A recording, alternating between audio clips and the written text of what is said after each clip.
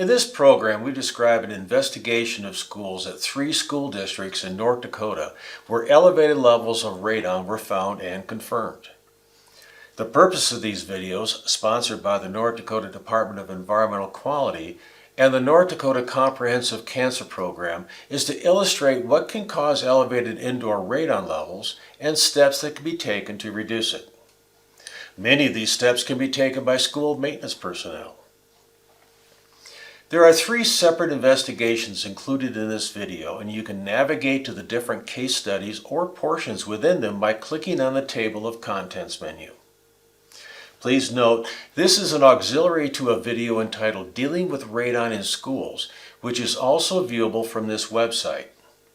It is suggested that video be viewed prior to viewing these case studies for a more comprehensive description of the radon response process. After viewing the Dealing with Radon in Schools video and these case studies, we believe you will have a good understanding of the process to solve a radon problem. Sometimes the remedies can be simple, and other times a little more complex, depending upon the condition of the building's HVAC system and how it was originally designed, but more significantly, how well it has been maintained. Before we get started, I want to acknowledge the work that Justin Otto of the North Dakota Department of Environmental Quality did both before and during the investigation. The DEQ is a tremendous resource to the citizens of North Dakota on the radon issue, as well as many other environmental concerns. So with that, let's get started. Our first study was conducted in Grand Forks, where the DEQ, in conjunction with the Grand Forks Public Schools, previously identified elevated radon levels in 3 buildings, with one building in particular having several locations that were elevated. We tested all of our properties and we had some surprises, but really for the most part the buildings we knew were operating properly. When I say operating properly, the HVAC was working properly, or it has modern HVAC. We knew those buildings weren't going to come back high, and really they didn't come back high, which validated that our equipment is working and we're providing the adequate amount of outdoor air returns to those spaces. Now the buildings that didn't have that, we knew we were going to have problems. We just didn't know how significant the problems were. 2 of the buildings within the district had isolated rooms that were elevated. In one case, there was a central air handler that had provisions for introducing fresh outdoor air. However, the controls were not working properly. A simple repair of the controls and a small increase in outdoor air from 5% to 10% reduced the radon levels to acceptable levels. In another school, an office connected to the gymnasium was the only location that tested high. In this case, it was determined by school personnel there was no supply air to the room, but only return air. A simple addition of a supply duct and diffuser pressurized the room, which retarded radon entry and provided dilution and positive pressure as indicated by diagnostic test smoke coming out of the room. In both cases, these isolated locations were easily fixed through normal maintenance efforts. This points out why proper survey should include all ground contact and occupied rooms, so anomalies can be found, and often simple repairs can be made. It is also important to note that when the HVAC systems are repaired to allow adequate outdoor air, there are other indoor air quality benefits. When you look at indoor air quality, radon is just one pillar of that. It's a very dangerous pillar because we know it's a carcinogen, but there's also pillars in the education community that we're concerned about, and that's asthma, it's carbon dioxide levels, and asthma is the number one source of why we have absenteeism in our students and our staff. And secondly, the carbon dioxide levels. If we have really elevated levels, we find that cognitive function really slows down, and those kids aren't able to process things as fast as a group of students that maybe is outdoors or in a space that is properly ventilated. Mm-hmm. So the third school within this district that had elevated levels is the primary subject of this investigation, as it has several locations within a specific wing of the building with elevated radon levels. This illustration shows the radon measurement results of short-term tests in all ground contact rooms. As indicated, there is a higher incidence of radon in the upper wing compared to the lower wing. Actually, these two areas were constructed at different times. The original building was constructed in 1947. Its heating and ventilation system consists of unit ventilators that have fresh air makeup from outdoor vents. An addition made in 1955 on the north side of the building also had unit ventilators with fresh air makeup. A review of the radon results for these two sections of the building shows a strong correlation with elevated levels being primarily in the 1955 addition. This is a good example of why it is beneficial to lay the results out on a sketch of the building. After we saw these results, we began asking the question, what is different about these two sections of the building? After all, they are both constructed with slab directly on the same soil or underlying geology. The first difference identified required going back in time to see what major modifications may have been made. A very significant event and recalled by all residents of Grand Forks was the Red River Valley flood in 1997. This school, just like many other homes and businesses, had flooding in the lower garden level, which is the original building. This damaged a lot of equipment that was subsequently repaired, including the HVAC system. This included a provision of fresh air into the classrooms on the 1947 addition. Similar repairs did not occur in the 1955 portion of the building. So the unit ventilators in the 1955 wing are original and have deteriorated over the years, whereas the ones in the lower 1947 level had been updated more recently but are also showing some age. So in essence, the radon concerns originally identified in the original wing of the building went away after the repairs, but increased in the 1955 addition and radon as the HVAC was not repaired. Interestingly, Mr. Otto was able to dig up some radon testing data for this same school that occurred in 1990, or 7 years before the flood. This chart shows the radon measurement data from the 1990 survey. The data has been grouped for measurements taken in the 1947 wing versus the 1955 addition. Radon levels did not appreciably increase in the original 1947 wing where the HVAC had been repaired due to the flood, whereas the 1955 wing, where no repairs were made after the flood, have continued to deteriorate over time and are no longer allowing fresh air in. A recent engineer's report indicates that repair of these units would not be feasible due to the lack of parts for 60-plus-year-old unit ventilators.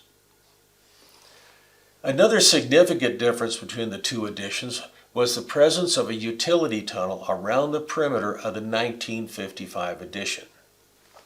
It is common that tunnels are used to route utility lines such as steam, condensate lines, or hot water supply and return pipes. They sometimes are used to duct conditioned air into classrooms, but that was not the case here.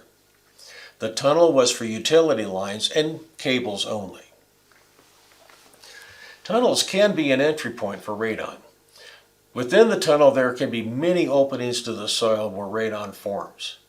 This can be from utility line penetrations and gaps in the corrugated decking that provides pathways from the soil into the tunnel. And radon-laden air that is in the tunnel can easily pass into the rooms above the utility line penetrations and holes that have been made for services. There was an indication of the tunnels being a concern from the March 2020 radon measurements where a tunnel hatch in room 2 was opened during that test and yielded a room average of 21.6 picocuries per liter, which was much higher than adjacent rooms.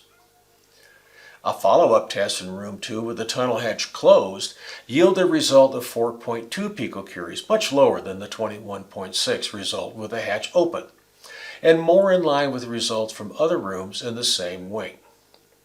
So we were beginning to suspect the tunnel as a point of interest. Other follow-up measurements were made with continuous monitors that could measure radon in hourly increments to see if there were any occupied versus unoccupied exposures. In the case of the office area within the 1955 addition, one does see a discernible difference between occupied and unoccupied periods. This was due to a presence of a separate air handling system that had recently been added to serve just the office and the nurse area. As indicated, the provision of fresh air during occupied hours can reduce exposure levels while people are in the building. It is recommended that the amount of fresh air be adjusted upward and that the timer is set for the fresh air to open an hour earlier. Hourly follow-up measurements were conducted concurrently in the original portion of the building as well as the addition. There were no significant variations as identified in the office area. This indicates there is no variation in fresh air makeup, and as verified by inspection and accounts from facilities personnel. The dampers are basically closed off and inoperable.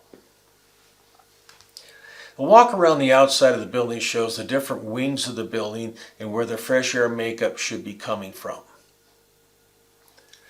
This is the original 1947 portion of the building on its east side. The lower rows of windows are for lower garden level area and the upper windows are for the classrooms above the garden level. The louvers adjacent to the windows on the lower portion of the building should allow fresh air into the lower level unit ventilators as well as the fresh air intakes pointed into the brick for the upper level unit ventilators. This is the 1955 addition seen from the north side of the building with the louvered fresh air intakes that are pointed into the brick. We confirm what facilities personnel indicated, that these fresh air inlets were closed and non-functional. From the rear of the building, you can first see the west portion of the original wing with the same upper and lower air intakes for the unit ventilators on the garden level and upper level.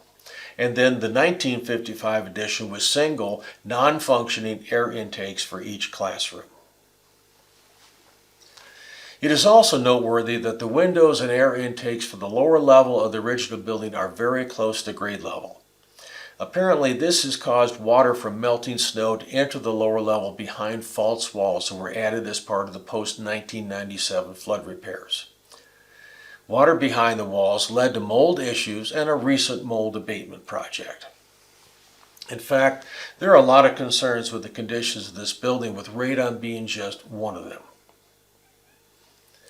Given the several concerns, the school is currently closed to students. However, no matter what happens to the school, which may mean updated HVAC systems or whatever, our role is to provide a radon solution. So let's get to it. Given the previous measurements, it was apparent the primary concern was the 1955 addition where HVAC repairs had not been made after the 1997 flood. And the utility tunnels suggest a major entry point. The focus of this case was the 1955 north side wing. The district had recently retained a mechanical firm to review the HVAC systems, which concluded that repair of the existing units was not feasible due to the age of the equipment. And a wholesale replacement of either unit ventilators or the provision of rooftop ducted ventilation systems would be very costly. Certainly an HVAC upgrade would have a profound effect on indoor radon levels, as well as other indoor air quality concerns. And should the school district opt to do this, we recommend a follow-up radon survey to determine the beneficial effects of the upgrade. We also wanted to provide additional methods could be employed to reduce indoor radon levels, either without the HVAC upgrade or in conjunction with the HVAC upgrade, should the district take that approach. Immediately preceding the field investigation, Justin and Otto deployed 2 pairs of radon monitors in the 2 rooms with tunnel hatches. Each pair had a monitor in the tunnel and one in the room where the tunnel hatch was located. This allowed us to see the relative difference between the radon levels in the tunnel versus the rooms above it. The results of this investigation confirmed that elevated levels could be found in the tunnel that could pass up through openings from the tunnel into the classrooms.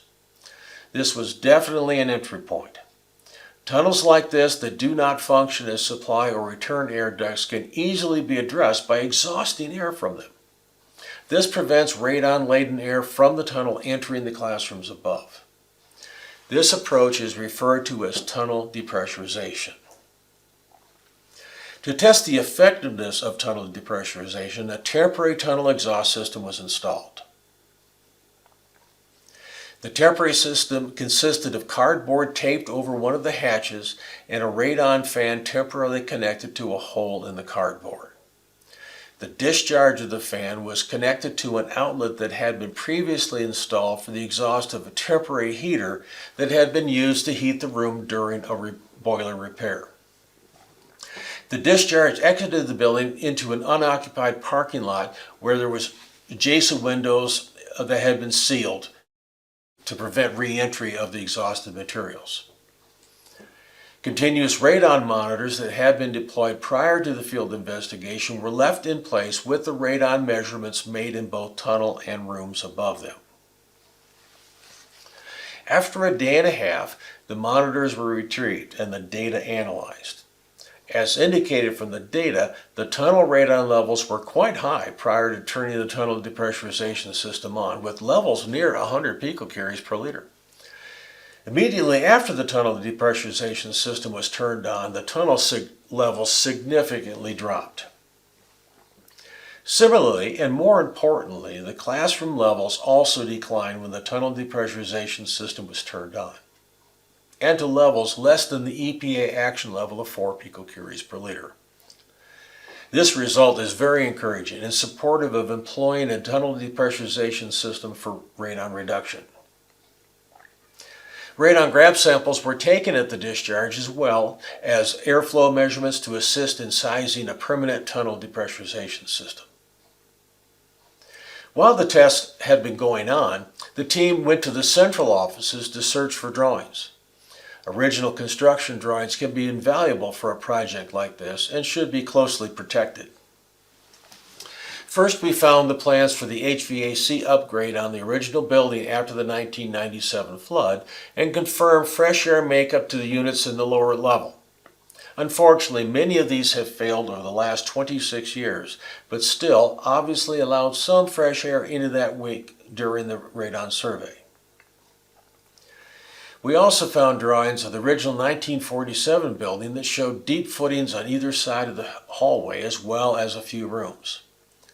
The presence of deep foundations would complicate an active soil depressurization system, but fortunately in this case we do not have to address this older portion of the building. The real find was the drawings for the 1955 edition that showed the layout of the tunnels and the building's foundation. The tunnels appear to be totally interconnected, such that the proposed tunnel depressurization system could be located anywhere on the addition provided it connected to the tunnel and exhausted above the roof of the building. The drawings also pointed out that interior walls were supported on individual pads rather than continuous footings. This is great news, as it could allow for the installation of an active soil depressurization system that could treat larger areas than, say, just a single classroom, as would be the case if there were continuous footings. The next step was to drill some 3/8-inch pilot holes at various locations through the concrete slab of the now targeted 1955 edition. Whenever drilling through a concrete floor that may have suspected asbestos-containing material such as old vinyl asbestos tile or asbestos-containing mastic, the location should be inspected and, if necessary, cleaned by a certified asbestos supervisor prior to drilling. After a location is cleared, the small pilot holes can be drilled, which will be used to determine relative pressure between the subgrade and the interior spaces. They were located in inconspicuous locations within storage closets as shown on the diagram.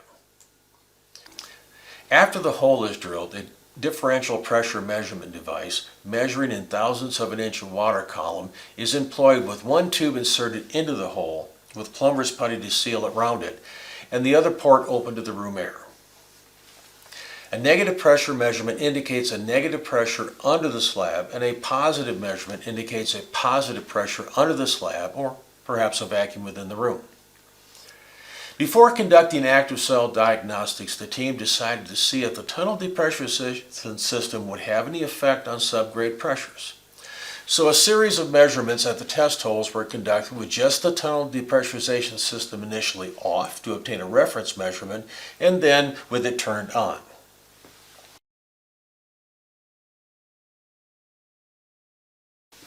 It was determined that even though the tunnel depressurization system was not directly tied to the subgrade, it was having a measurable effect on the soil.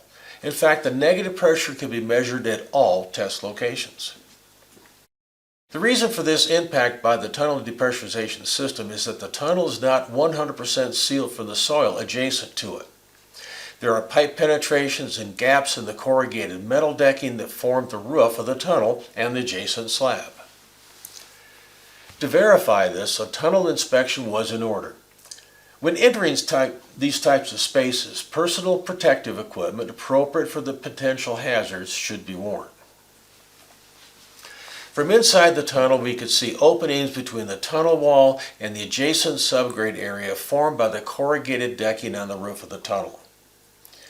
Also visible are several penetrations where utility piping passes up from the tunnel to the fin tube radiators within the unit ventilators located in the classrooms.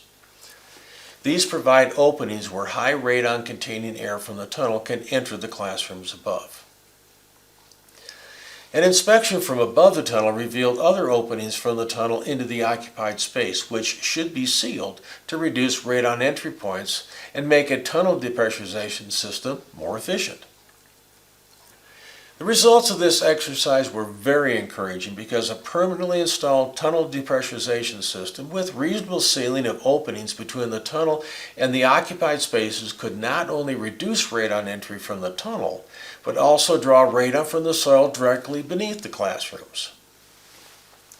Encouraged by the impact of that tunnel depressurization system had on the subgrade, as well as the fact that there were no continuous footings in the subgrade, the team proceeded to assess how an active sub-slab depressurization system would work. In the fundamentals video that accompanies this case study, the aspects of an active soil depressurization system are detailed. In essence, a system can be installed where a fan system connected to the subgrade beneath the slab that will draw radon-laden soil gases from the soil and exhaust it to a proper location outside the building. This approach can be applied to schools as well as homes. The complexity of the system depends upon the compaction level of the subgrade and the presence of airflow barriers such as footings.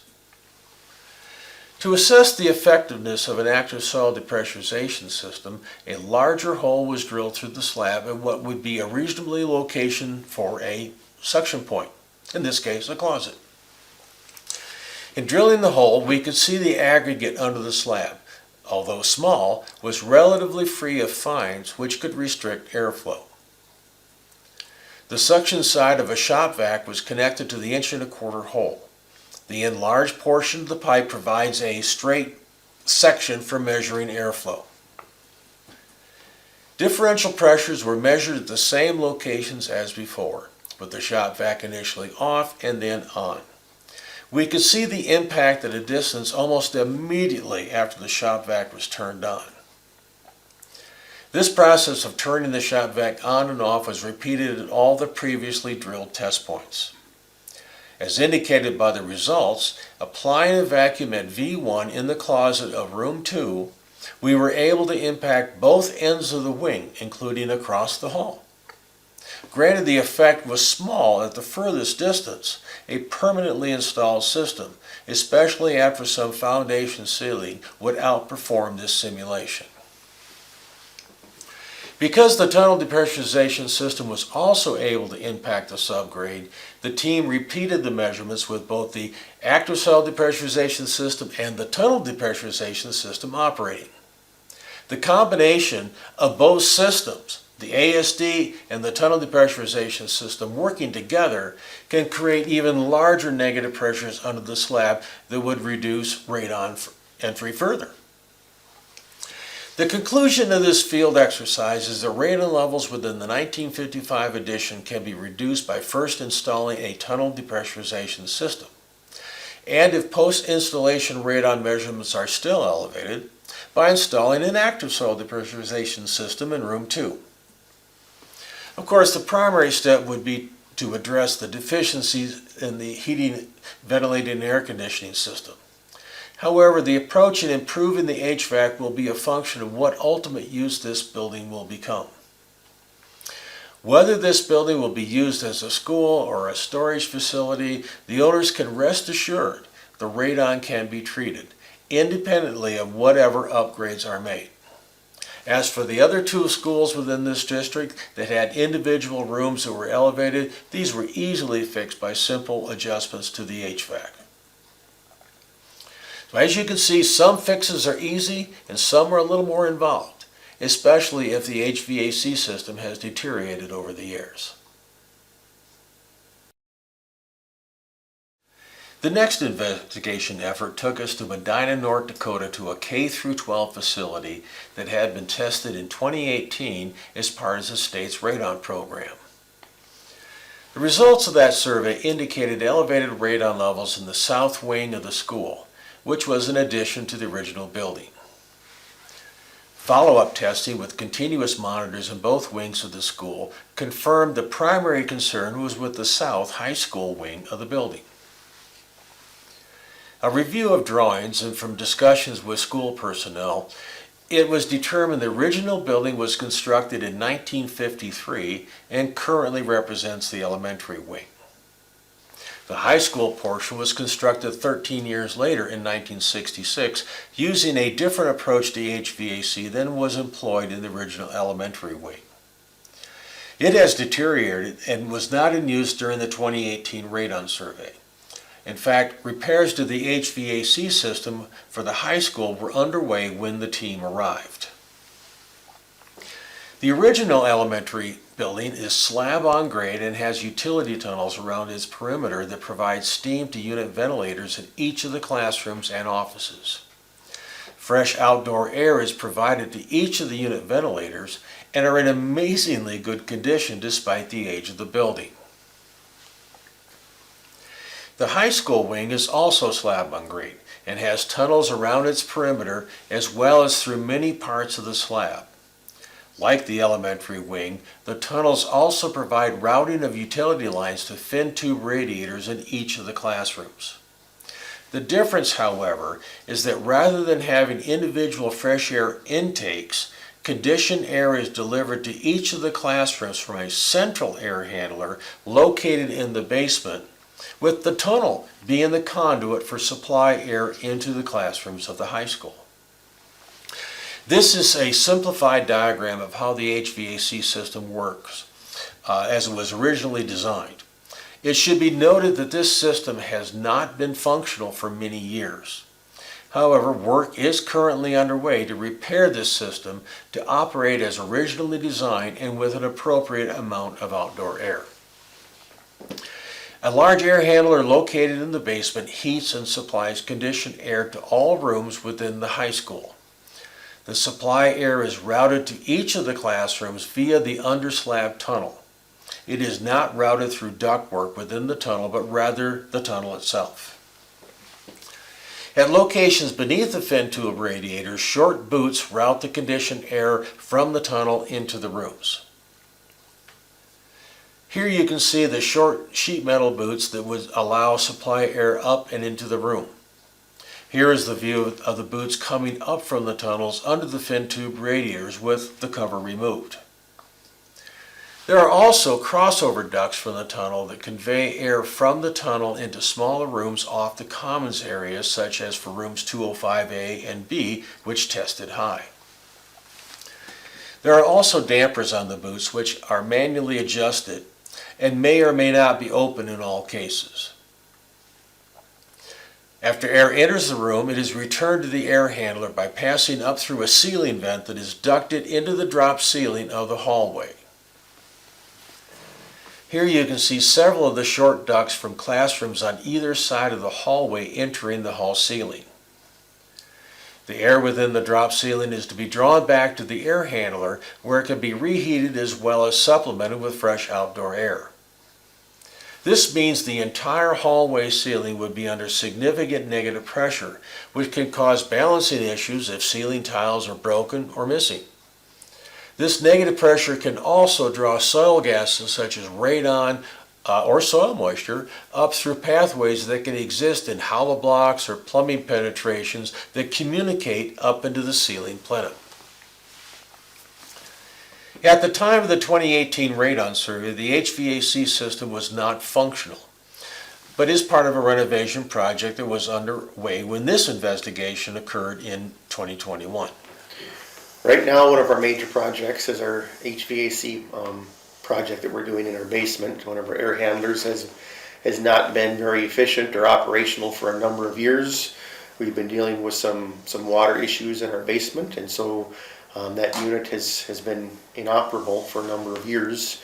And so one of our goals is to get that unit up and operating efficiently and effectively so that we can better serve our school and have better ventilation throughout our building.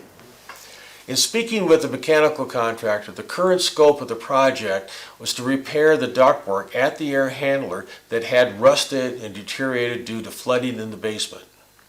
This was done after a perimeter water collection and sump system was added. The outdoor damper controls were replaced to aid energy management system that would also provide a minimum of 10% outdoor air. There were no plans to duct the supply or return system within the school, so the current tunnels would once again provide supply air under the fin tube radiators within the building. A concern was raised about the amount of dust and debris that was seen in the tunnels that could be introduced in the occupied space if not thoroughly cleaned prior to activation of the repaired HVAC system. Due to the good condition of the unit ventilators in the elementary portion of the building, no modifications were planned for this section. So the project we're doing in the basement will affect part of our school. The other wing of our school, the older wing of our school, actually has some unit ventilators in each classroom that have been maintained very well. Our maintenance staff has done a great job of keeping those in great operating condition. And so,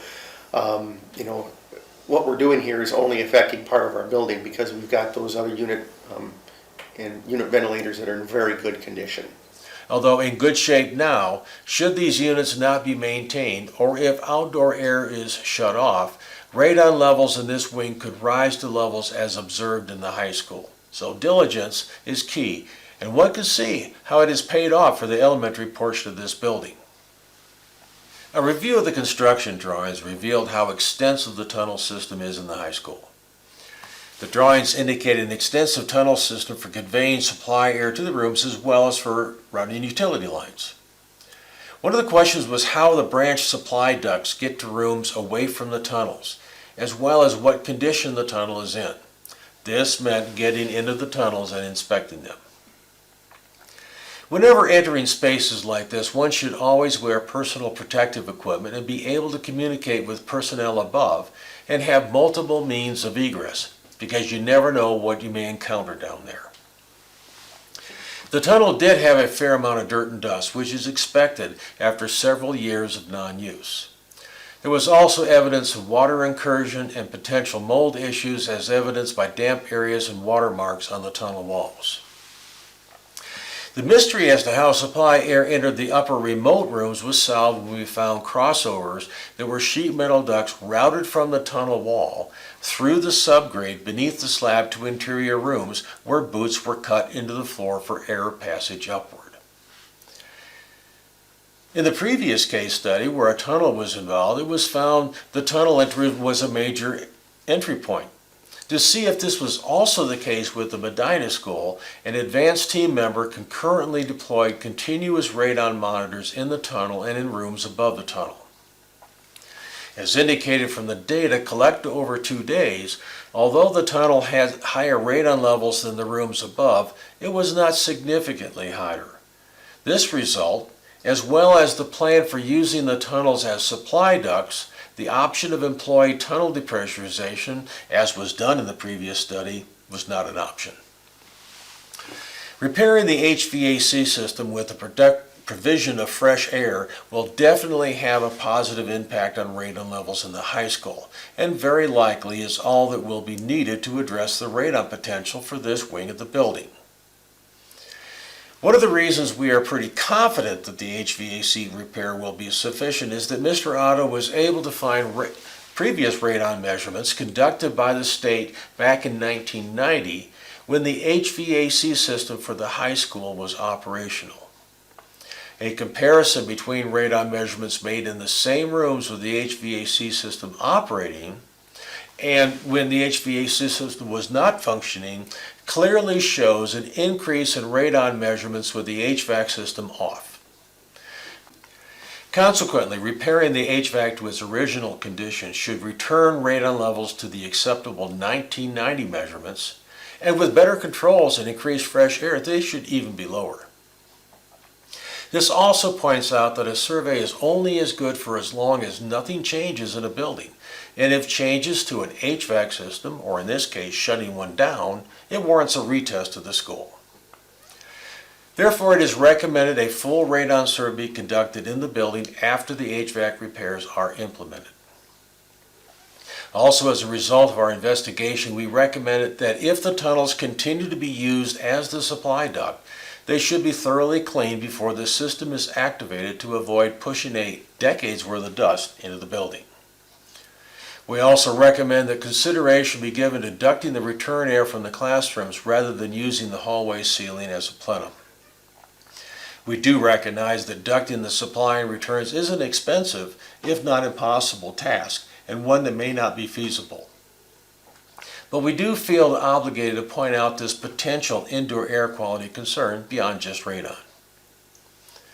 If by chance the HVAC repair does not fully reduce the radon levels, the follow-up approach would be to first validate air balancing and adjustment of dampers beneath the fin tube radiators, and if not sufficient, to employ active soil depressurization to those areas exhibiting elevated radon levels.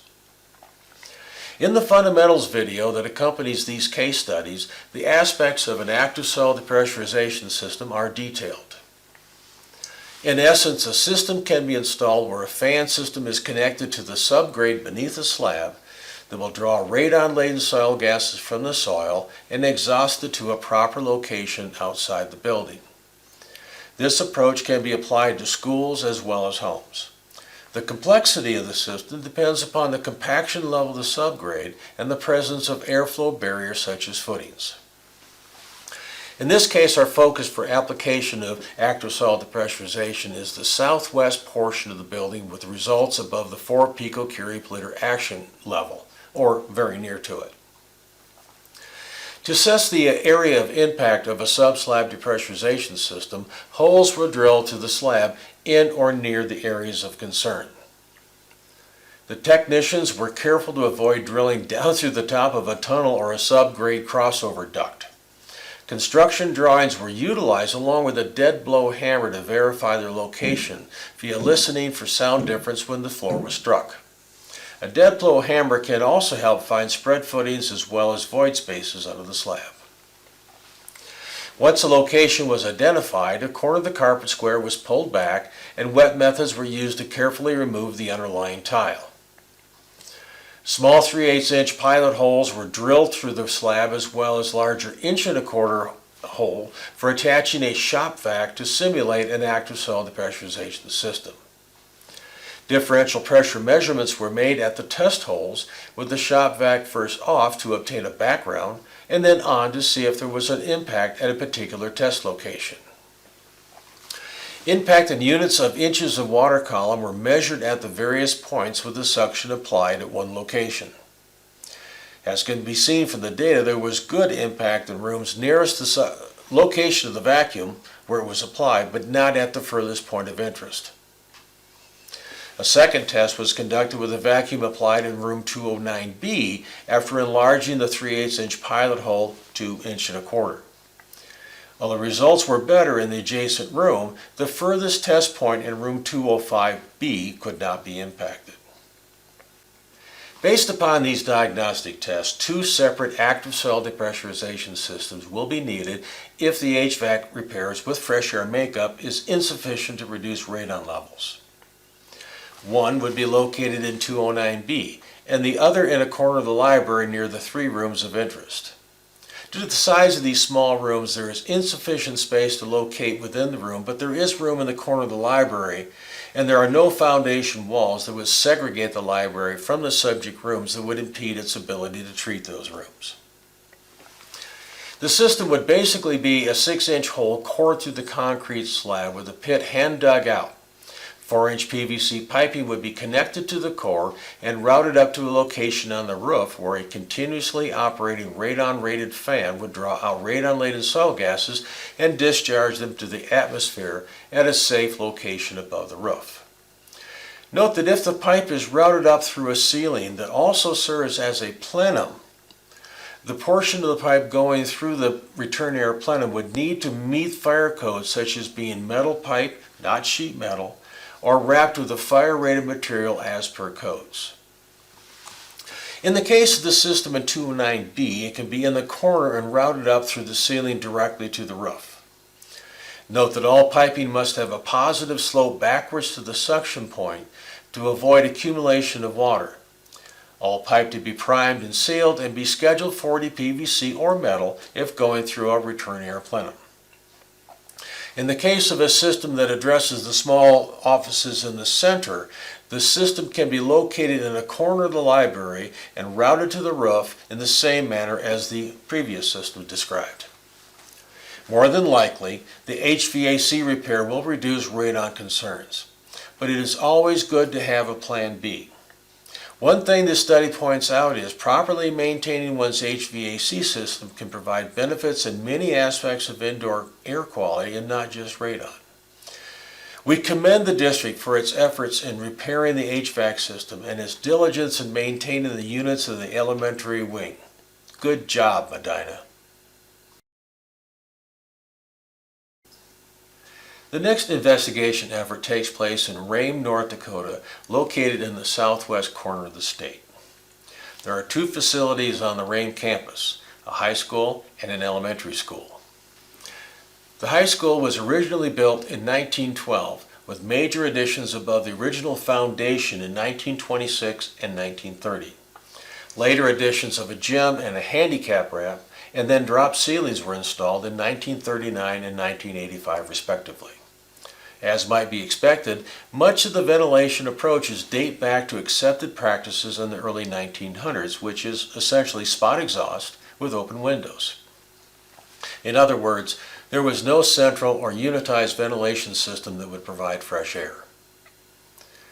The elementary school was constructed later in 1963, where HVAC systems were installed that would provide for fresh outdoor air. A 2019 Radon Survey in the high school, which had no ventilation system, indicated elevated radon levels in the lower portion of the building. The 2 locations being the large music room and a small band room that was essentially a practice room.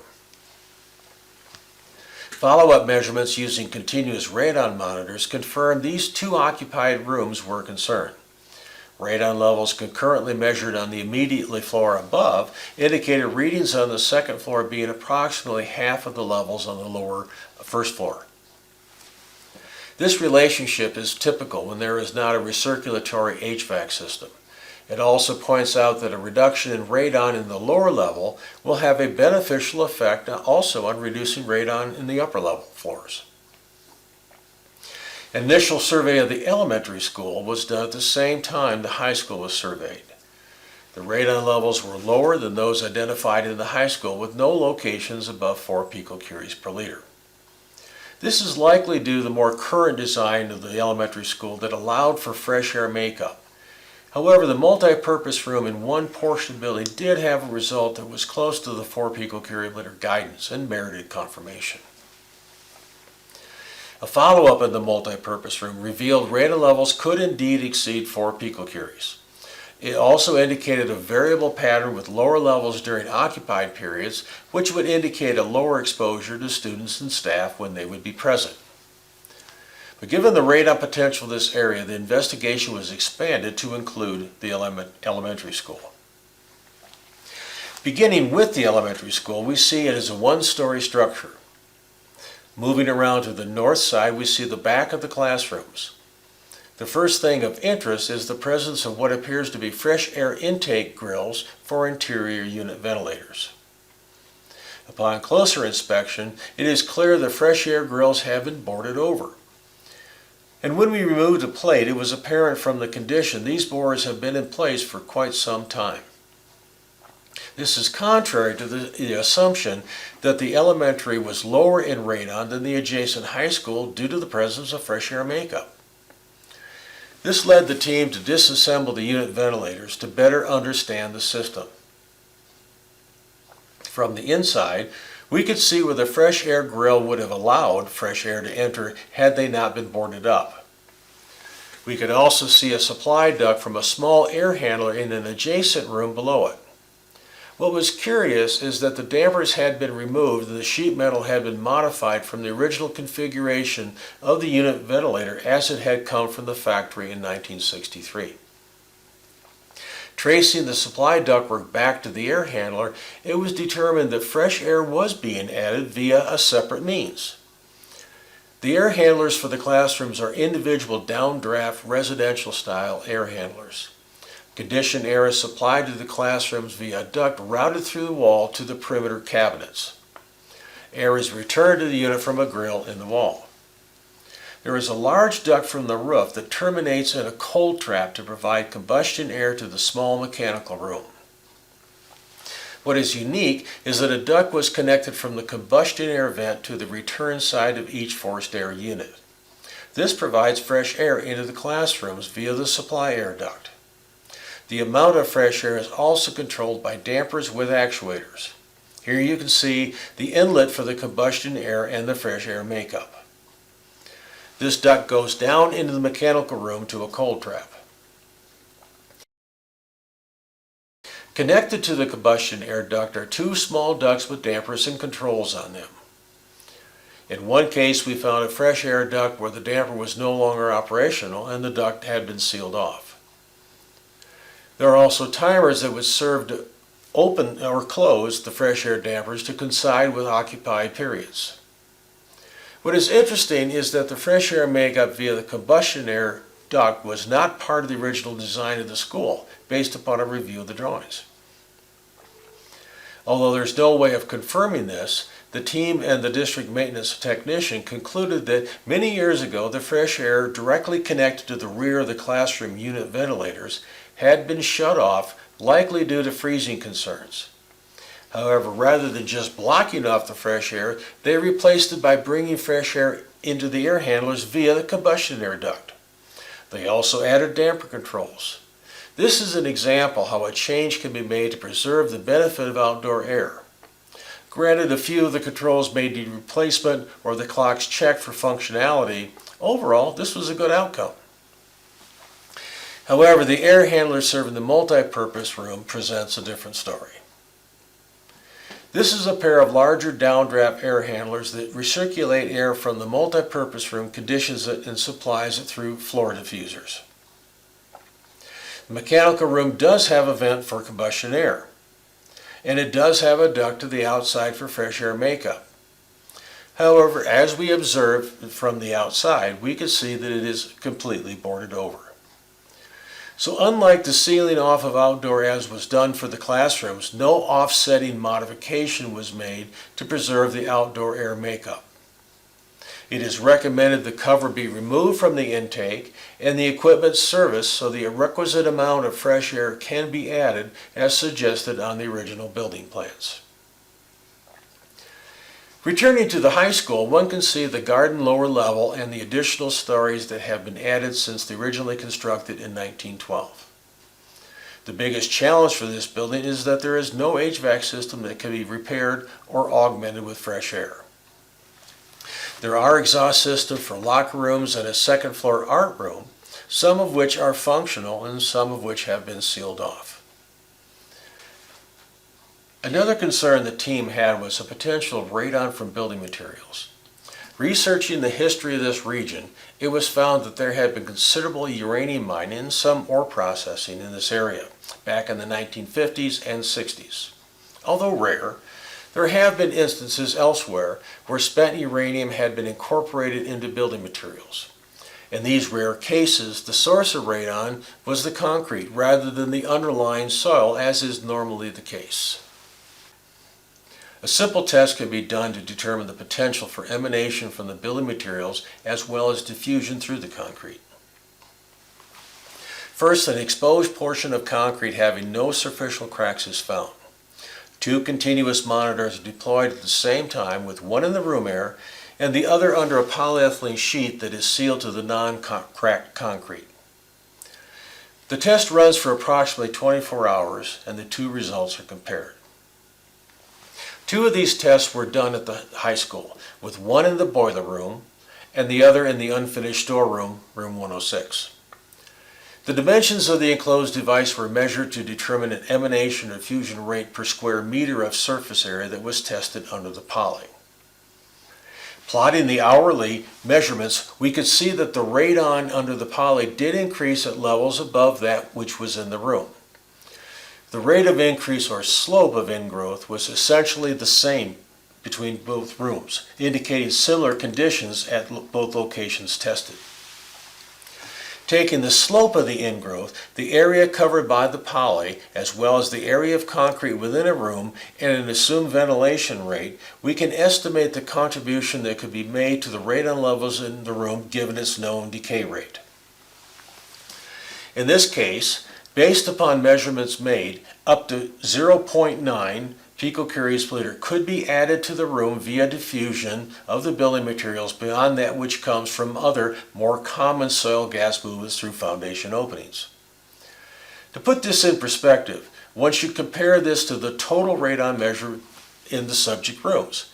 In this case, the radon from the non-soil gas sources only amounts to 10 to 13% of the overall radon in the room. Therefore, the primary concern is the radon-laden soil gas under the slab rather than the concrete materials itself. And a soil gas sample taken directly under the slab confirmed this, where the soil gas measurements under the slab were 470 picocuries per liter. Granted, a ventilation system with some dilution air would reduce the component from diffusion, but currently no HVAC system exists. Although one could be added, the cost of retrofitting a central air handler in this building would be prohibitive.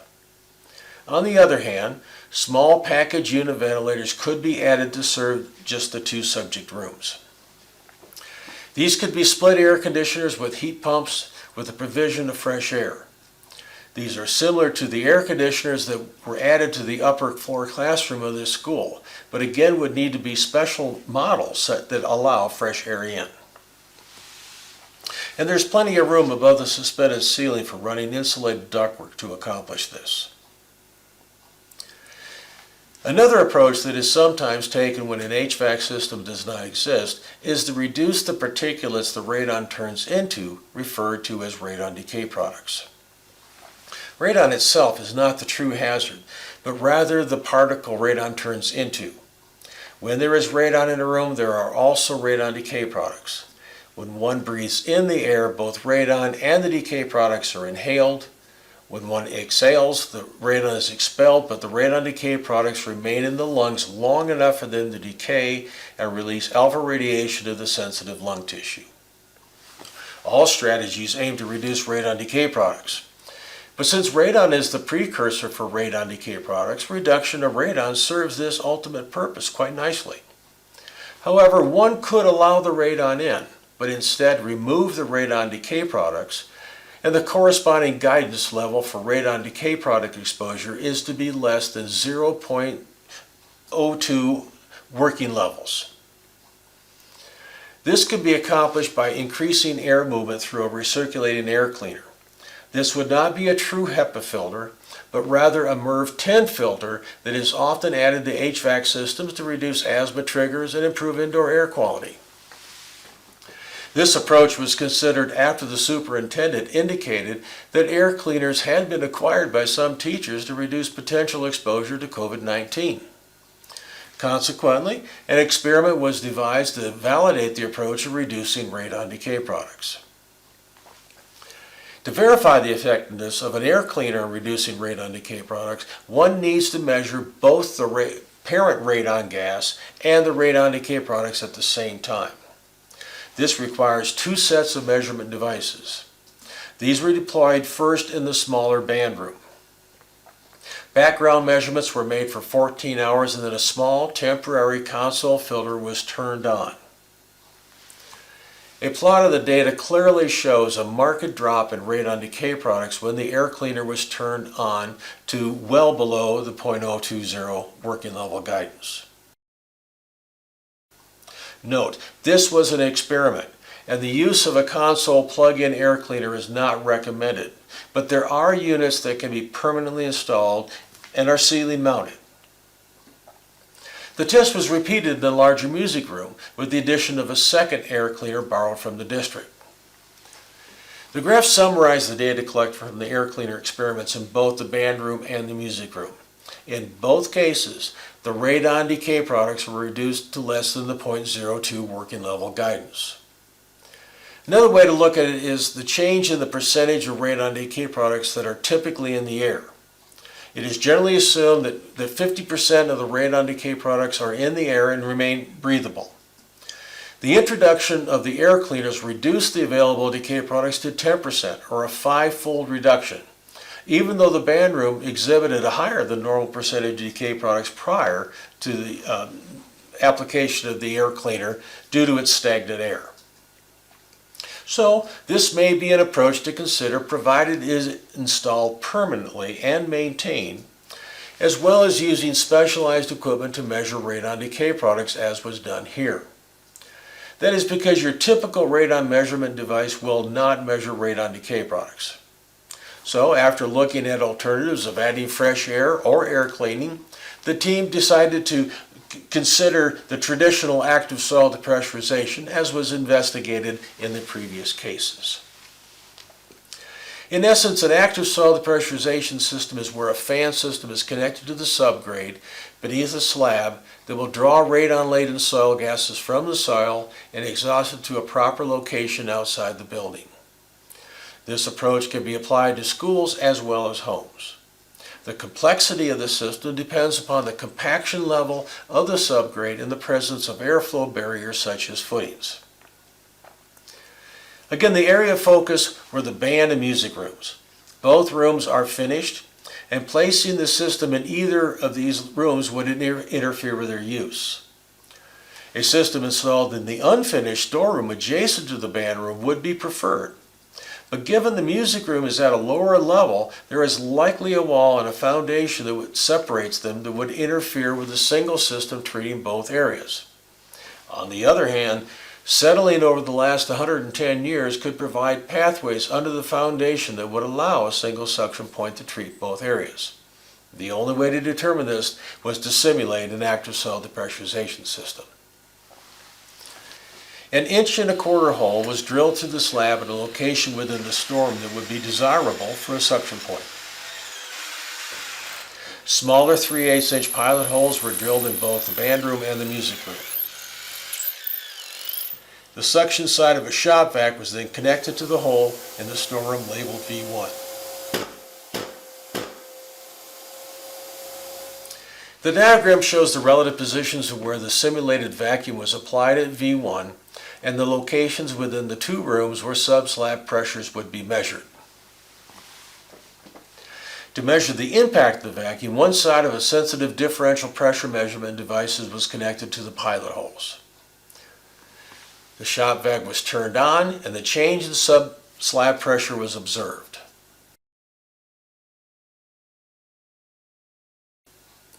This test was conducted for both rooms with the results being better than anticipated.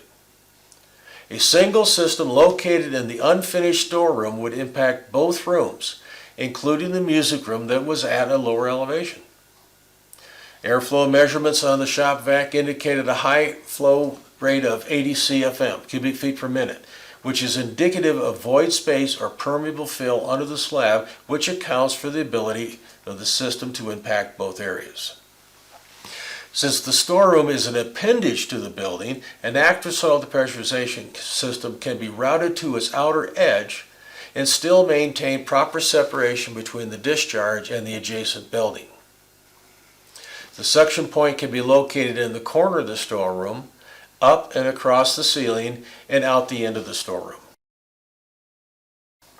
The system should then turn up with the fan located vertically with a short stub discharging the soil gas just above the edge of the roof. Although one might consider running the vent stack all the way to the high roof, there is enough separation between the end of the storeroom where the fan will exhaust to avoid re-entrainment of the exhaust into the upper story of the main high school. Plus the windows up there are sealed off. So although the high school was challenging due to the lack of an HVAC system to adjust, several approaches were identified. First, one could add a full ventilation system, but that would be very costly and likely impractical. One could also consider unitized ventilation systems for the two rooms. This would be less expensive and feasible due to the available ceiling space, but would have an energy cost to operate. If one were to focus just on radon decay products alone, permanently installed recirculation systems with particulate filters to reduce radon decay products could be considered. There would be less operating costs, but would require more sophisticated measurement techniques to verify continued reductions. These three approaches would address the radon and have varying benefits for overall indoor air quality. Or one could focus solely on the radon by reducing its entry into the building by the installation of a relatively straightforward active soil depressurization system. The approach taken would certainly depend upon the finances available to the school. To resolve the radon concern, it is recommended the active soil depressurization system be installed as a first step. It is straightforward, inexpensive, and has a minimal operating cost. It can be installed by maintenance staff or a radon professional in just 1 or 2 days. Then retest to verify reductions. After this effort, independently address IAQ issues if they exist. From these case studies, one can see there are different approaches that can be taken dependent upon the construction of the building, the ventilation systems that may or may not exist, and how they have been maintained. It is also dependent upon other circumstances, including financial resources. But rest assured, in all cases, radon can be reduced. But an investigation, as summarized in these case studies, makes sense to ensure the most cost-effective solution is identified. An investigation such as the ones described in these case studies involves facility management and maintenance staff working as a team. Everyone learns from it. It's been a great learning experience, I think. I think I've learned a lot about, our building, about how our ventilation system operates. I've learned a great deal about radon and the effects it can have on staff and students here in our building. And I think that above all, we've learned about what we can do to make this building safer, healthier for our students and our staff. And so I'm glad we were part of that.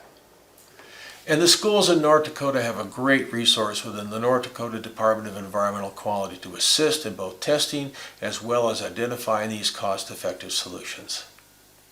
What we've learned from these investigations are there are different solutions to build different school buildings throughout the state. It depends on how you've maintained your HVAC system over the years.